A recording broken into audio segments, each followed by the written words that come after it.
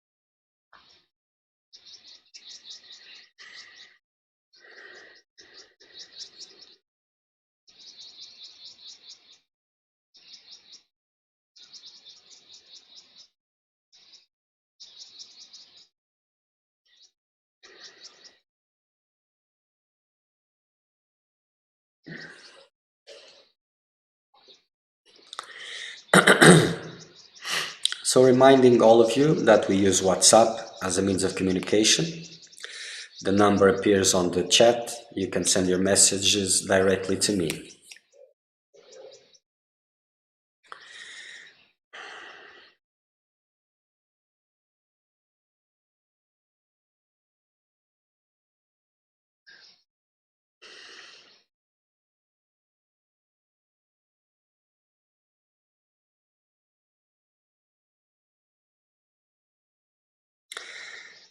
Je vais répondre à tes questions maintenant.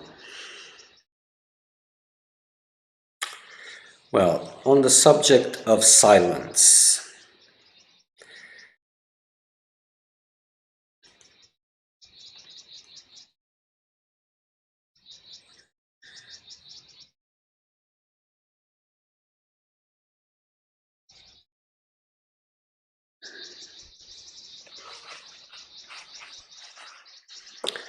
well, an attitude of silence and immobility. What is the best attitude? An attitude that doesn't worry about why and how. Just an attitude of observation without the mental analyzing and intention. I'm translating, so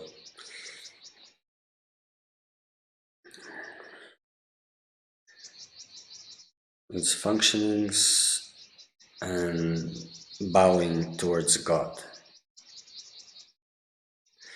Well, when we talk about an attitude of silence, it is an attitude that remains untouched, and it's not an attitude that remains untouched on a certain specific time of the spiritual practice, because at this level of silence, because this is a level of silence where silence is more or less established and it is trying to grow. So the attitude, it's not conditioned by the timing of the spiritual practice. It is an attitude you have towards that which surrounds you.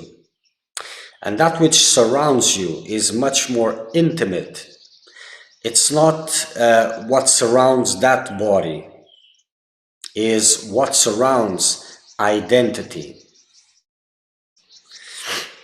So when you close your eyes for meditation, as you are closing your eyes, you're abstracting from that which surrounds the body. And there's this intimate space of perception where you find yourself as you try to maintain stillness, silence. Thoughts will arise, sensations will arise, emotions may arise. There's something which is observing them. This I, identity, that is the center. So an attitude of silence is remaining at that center, untouched by whatever is surrounding that center. But this is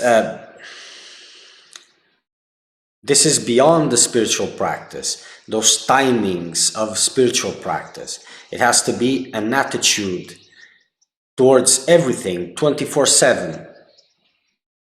So where practice, spiritual practice comes into play is to take you at this level. Because if you're only doing this a few times here in this situation, in that situation, or in the moments of spiritual practice, well, it doesn't take you very far. So spiritual practice, intense one, is important to raise you to this level of 24/7 practice, of maintaining complete abstraction.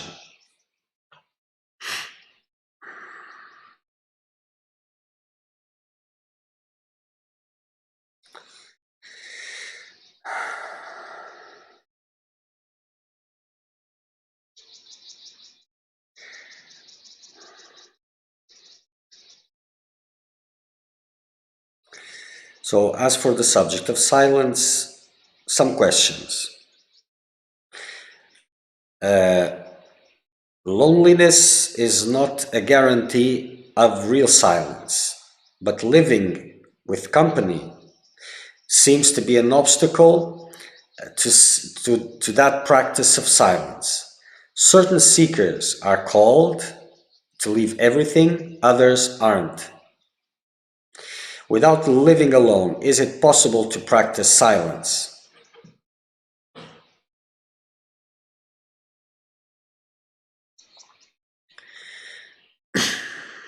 Well, I will answer these questions in stages. First, let's look at silence. Silence is, like I explained previously, abstraction of all surroundings, of all that surrounds identity, keeping identity untouched by these disturbances. In other words, maintaining attention still at the center, at identity source, without attention moving. So, and why does attention moves? It moves because of interests, undiscipline also, because sometimes there's no real intense motive, strong motive or desire for attention to move, and it just moves because of lack of discipline, lack of focus, lack of stillness. It's like just a dry leaf that fluctuates in the wind. But as this is overcome and silence starts to be established, then it is interest based. So certain things drive your attention, others don't. So this silence is something that can only happen in your world of interests. Where you are now, that's your world of interests for now, at least. Like I said, I will answer this in stages. So it's not about silencing the surroundings. It's about cutting your interests in them. Not letting them touch you, not letting attention move towards them.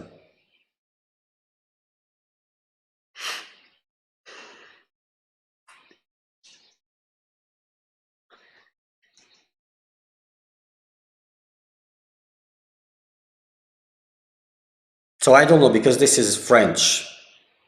I don't know if this is a different word, solitude, because there is, I don't know the name in English also.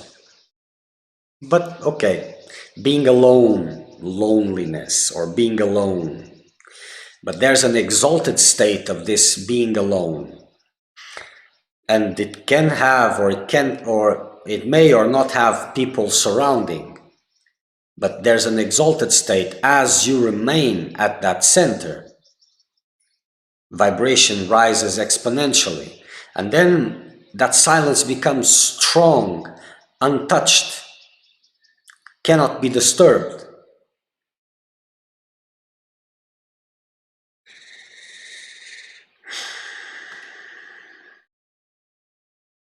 But when you have someone around, well, either that relationship is very good in terms of respect from the other part, of course, in this context, because we are referring to this context, or the relationship is very bad and there's distance, and that's good also in terms of silence. But that's just temporary. Because if that relationship is there, if it raises questions, these questions are the agitation and the noise, the attachment that there can be for that person, the expectations that are there for that person, and vice versa. Because if that level of respect is not there, that person and comprehension, that person will have expectations also. And that may be complicated. The way that the relationship becomes part of the spiritual process, becomes a way of enhancing your spiritual process, is not a way usually that is conducive to a healthy relationship. Because you will be living that relationship in a sense of detachment, in a sense of opening up for losing that relationship, in the sense of in that relationship you will have to make choices. Either you feed the relationship or you intensify your spiritual practices. And relationships, like the majority, if not all worldly undertakings, they do not survive without being nurtured. So if you're nurturing these relationships because of fears, attachments, hopes, expectations, and all of these things, it is contrary to silence. It has nothing to do with silence. So it's not impossible, but it's not easy to a healthy relationship to survive the quest of a seeker of truth without a lot of maturity involved, without a lot of respect and all of this. And it should not be a concern for a seeker of truth also.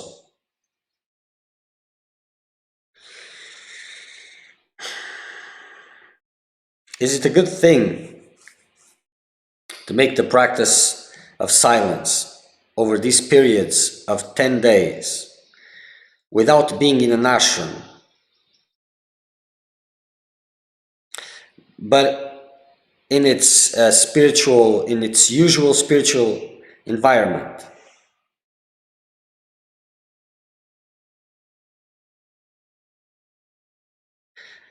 In this last satsang about the benefits of silence, they brought strongly the question, should I quit everything?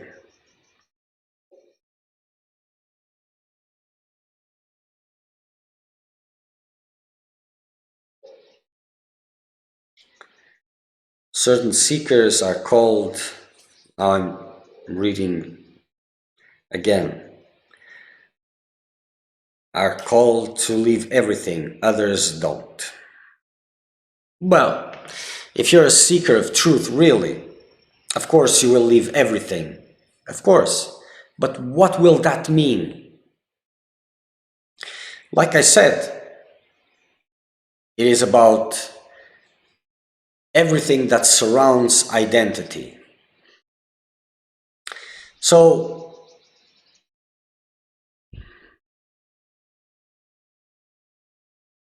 the best place, the only place where this will happen is in your world. What does this mean, your world? It is that which is more close to that identity and to the attractions and aversions that tend to balance, sway attention towards one thing and the other. So the environment that surrounds the body, that is secondary, and it always becomes a reflection of this, let's call it, for the sake of understanding, this inner world, these sanskars, these beliefs that create or give rise to investments.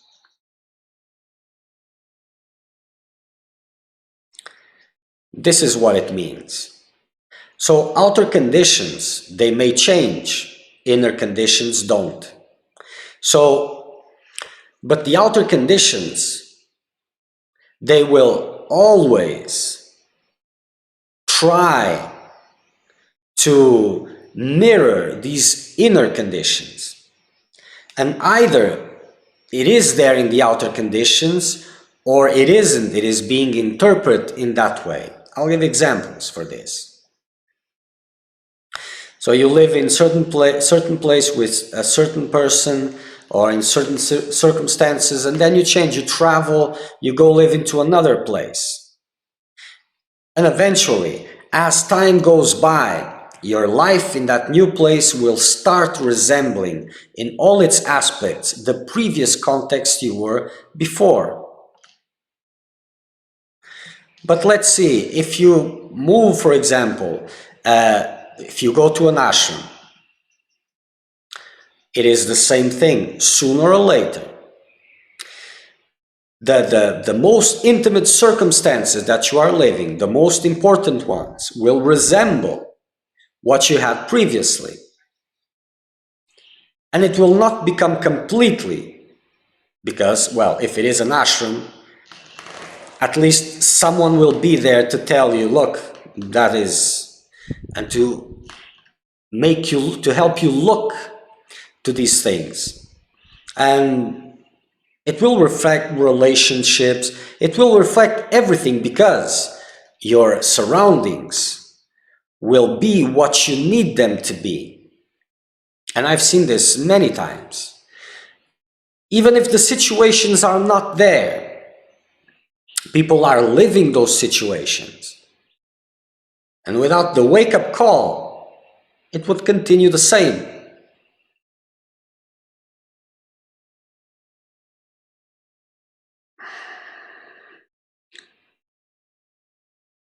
So there are certain levels, certain keys into this.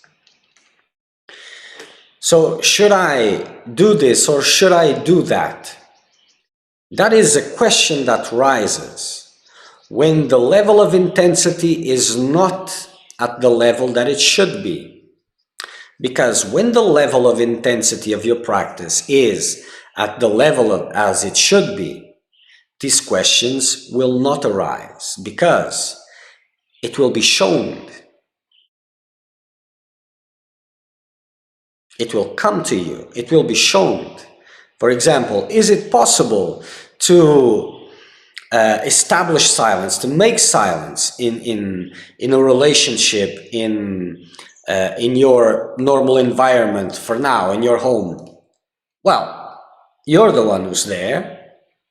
And if you're trying your level best, you already have the answer.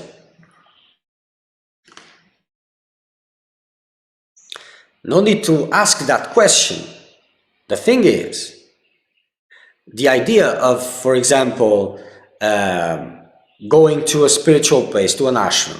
First, when people ask this many times, majority of times, they are asking these questions, should I leave everything and go to an ashram? Not always, but the majority of times it is because of attachment to where they are. And they speak about going to an ashram as like some kind of a punishment, or I'm not sure if this is the word in English, a reformatory, where teenagers go if they misbehave, do infringe the law, they will go to that place because they cannot go to jail. It's more or less like the same. But first of all, an ashram is a sacred place if it is an ashram, because the name doesn't make it an ashram. And to be in a sacred place, there must be some kind of a merit. Not for sure a demerit, for sure. Those that come with this vision, they will not be able to remain in a real ashram. So there has to be some sort of a merit, previous or acquired, for that to be possible.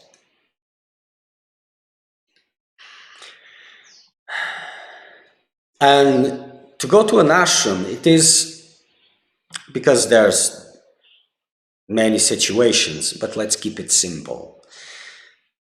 Let's make it for two reasons.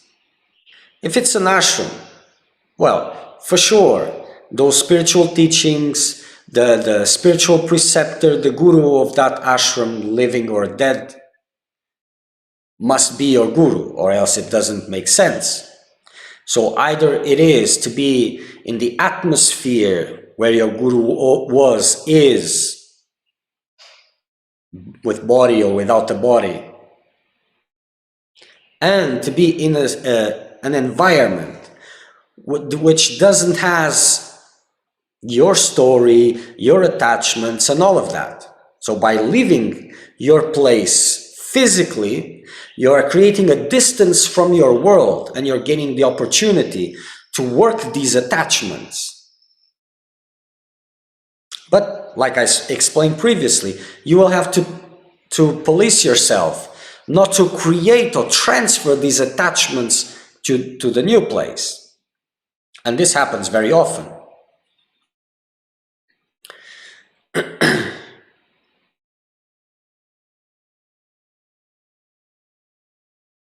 So if these attachments are not there, or for example, if there's this idea that if I go to an ashram, it will be easier, then this transfer may not be the same thing. But if it is an ashram, it will create the opportunities or even block you until you mature this level of vision.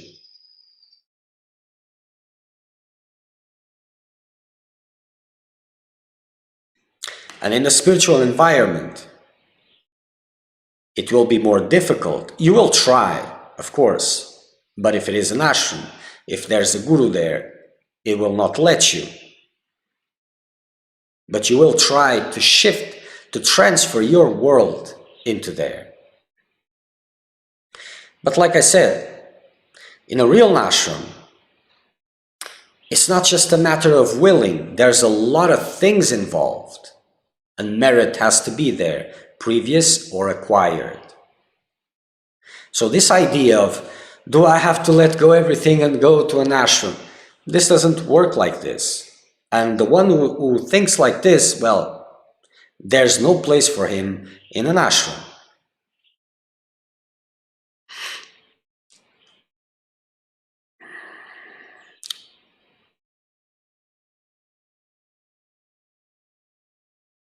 So there are some seekers that ask this question in a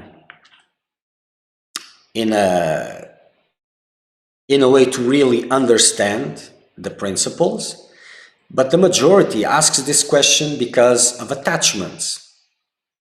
So there's not a definite answer to this question, because everything is relative to you, and it involves destiny, it involves a lot of things.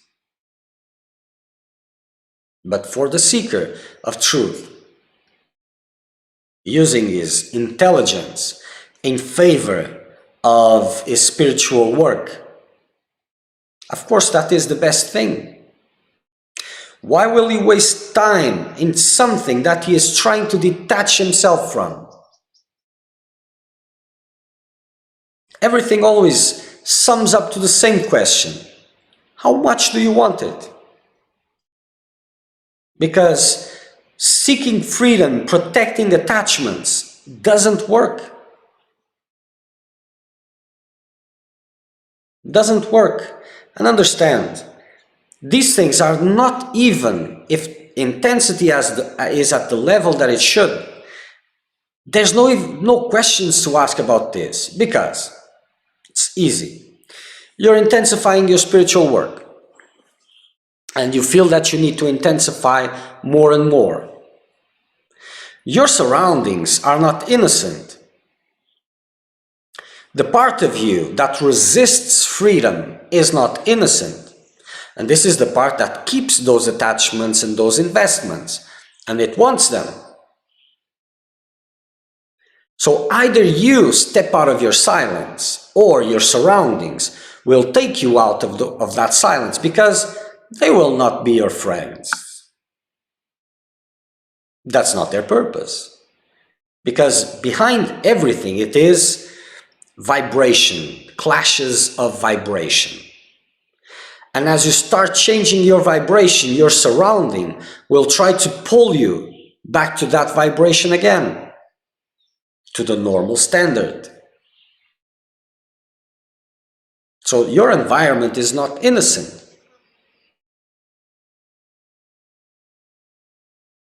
And if you just want to see, there's not even the need to think about it. Because if you're intensifying silence, really intensifying it, if you're focusing on your meditation, on your spiritual practice, abstracting from everything, the rest will start going away. If the relationship is there, best chances, if you're not feeding it, it will disappear. Because the other one has expectations, of course. Many are lost because that is relationships. But that shift in vibration is very violent. And the other will do its level best to bring you back to your normal self, to normal vibration. It doesn't matter if your relationship is bad or good. If it's bad, even if it improves, if the conflict reduces, that will be bad. So it's very difficult to survive. So you don't really have to think about it. The thing is, either you focus on your spiritual practice, on silence, and you cut the investments, or you don't. Or you do a little bit here, and then you continue your investments to keep everything in a balance. This is not a process for freedom. It's not. It's just a worldly undertaking. Because freedom, the quest for freedom, is one-pointed. Either you're letting go from illusion, because if it is a little bit here, a little bit there, you're just managing your illusion, and everything becomes a part of it. So that means that if you still have these worldly investments, attachments, and you are investing in protecting them, so your quest for truth falls down on the same category. It's just something that you expect that will bring you well-being, and not freedom. You're not looking for transcending illusion, just to improve it by all means necessary. You protect your worldly investments because you don't want to suffer by their loss, and you use spiritual practices to make it better. and hoping that you will transcend. And when you transcend, when you are enlightened, then you don't have to leave those things, or if you leave it, it will not make any problem to you. And this is naive thinking. Naive thinking. When the level of your spiritual practice, when the intensity of it is where it should be, there's no need for these questions, because things reveal itself. Things reveal itself. And in a relationship, more than anything else. Because even these games, sometimes the partner says something just provocative, or to see if the other is caring or not. And if the other doesn't show this care, it's like a dance. If it doesn't show, then hell breaks loose.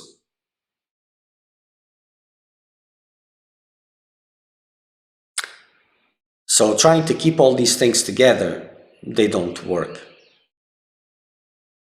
And depending on your level of intensity, the velocity that it happens, well, is very big. Because if you're in a intense spiritual practice, that character is changing very fast.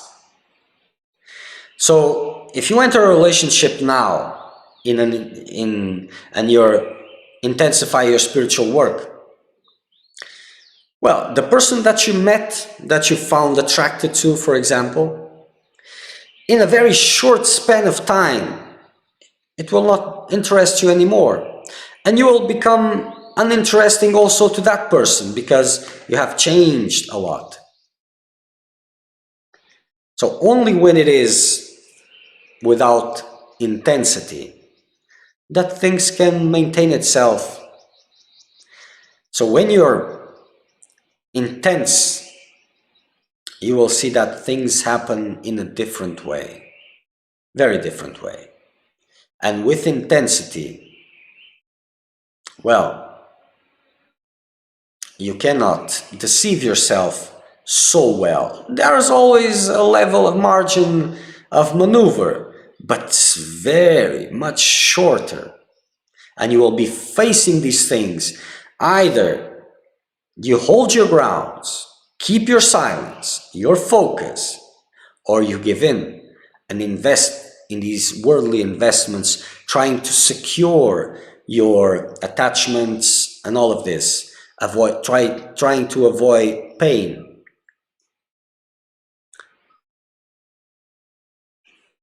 And this happens for a reason.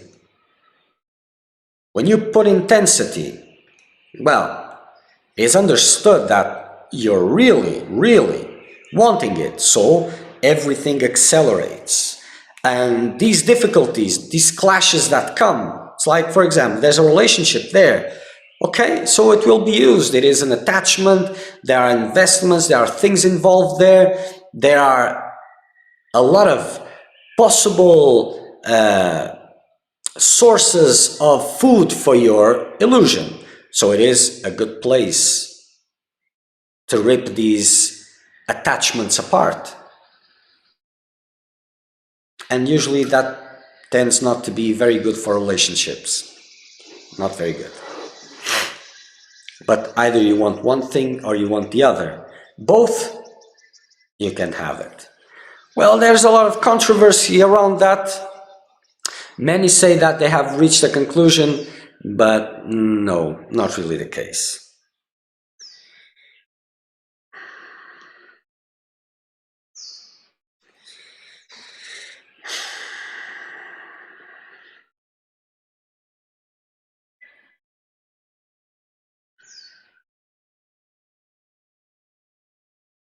As for the other question, which was about if it is a good thing to put the practice of silence in these periods of 10 days, this is about the meditation retreats, silent meditation retreats that I spoke about, that will be available next year here on donation.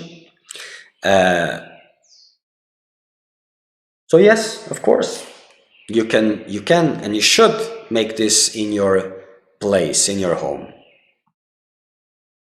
But don't forget about the rest. Any place where you are is the best place. And people move to these places for different reasons, but there are very few good reasons. One is to, yes, if this doesn't make sense, going to a place where I can focus completely is better. And the best reason is because I will be closer to my guru, to my guidance. So yes, it makes sense. But eventually it is the same in the sense that detachments come from your world. The difference is guidance, the atmosphere, and all of this. But the house of a seeker of truth must become an ashram. It's not an ashram by right. But if you want to progress, it will have to become an ashram. In all the senses of the word, it has to become a sacred place, a respected place by that sacredness. And everybody finds this. And if you're sincere, doors will open. Whatever that means. In that environment, in the new environment, in an ashram-like environment, in your old environment, if you're sincere, doors will open up, despite what that may mean. Because the meaning of it may change from seeker to seeker.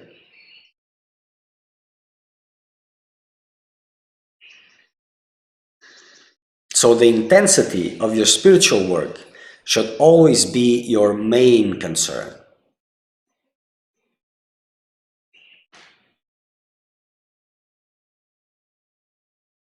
And another key, which is important, for example, if you're thinking about going to an ashram, because you imagine that it is better, it will be more easy, this is naive thinking.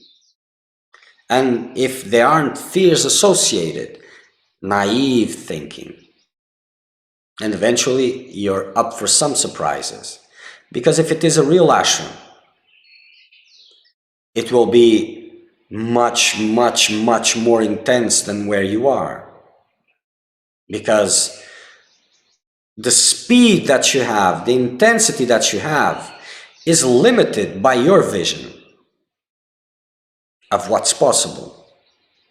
Under guidance, your vision of what's possible is replaced by the vision of what's really possible.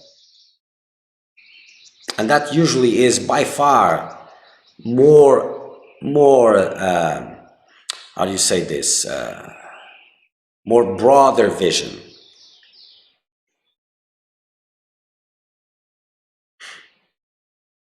But these periods that I spoke about, I even spoke in that day that it is an opportunity that it's being open for those who want to know how it is to practice intense meditation, what it is about, the do's and don'ts and all these things, to have an experience by themselves. And then the purpose for them is to make this wherever they are.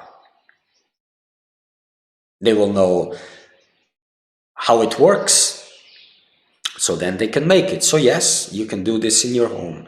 But understand, if your question is coming from attachment to your surroundings,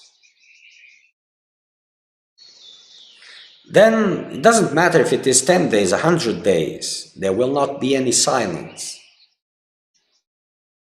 Silence is revealing. It's like a third degree burning where there's no skin in the body and sensibility is very high.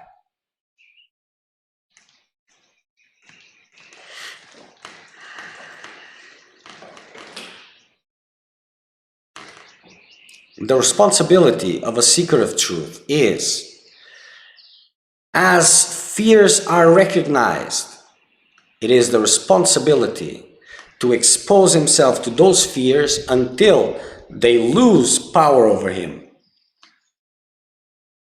If you're protecting this, you're working against your freedom. And usually, a lot of seekers say, I've done so much, why doesn't it happen? And they ask a lot of things and demand and cry and all, but they are not seeing that, yes, they are just looking what they are doing right, what they are doing in the right direction. And that is good, but they are not seeing what they are doing against it. And that is by far much more important.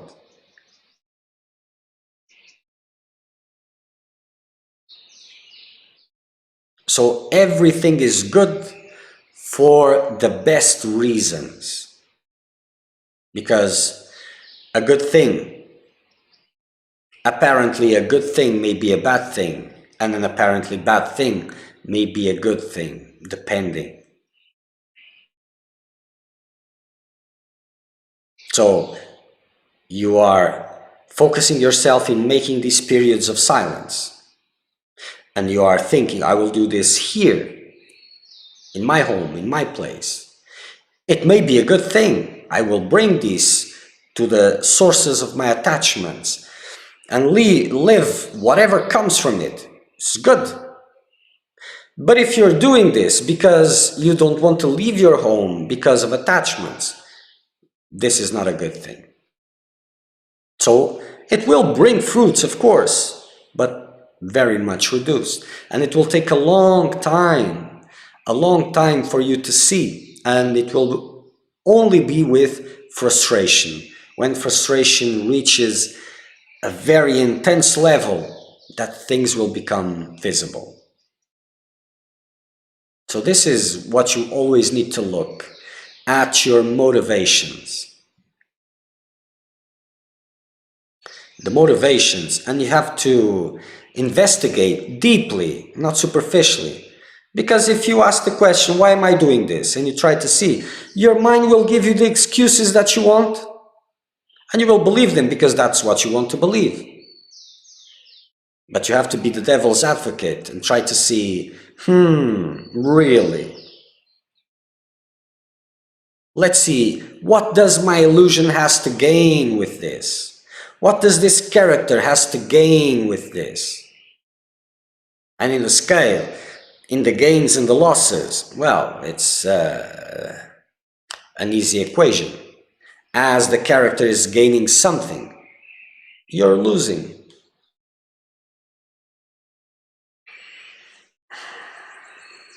And I've treated this subject in the light way, because there's areas of this that I'm not going to, because it cannot be approached in this way. At least I will not approach it.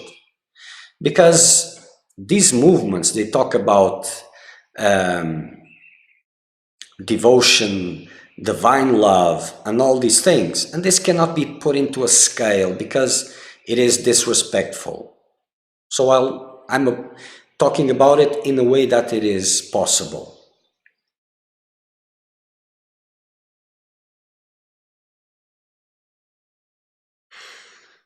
And the logic, the logic that establishes itself in the way that you envision things, analyze things, if you're paying attention, it is very revealing. It is very revealing. What does your logic protect?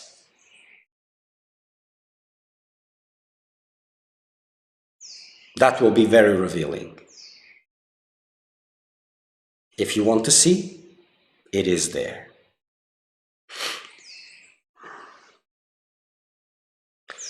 Okay.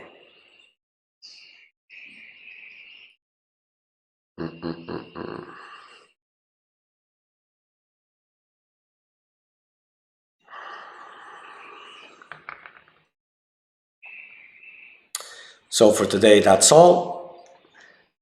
Next satsang will be, Saturday. Saturday, 9:30 in the morning, Brazilian time, UTC -3. So till then, make the best use of your time, because that's the most precious thing you have. Not even the most, but the only. So make the best use out of it. Okay, watch.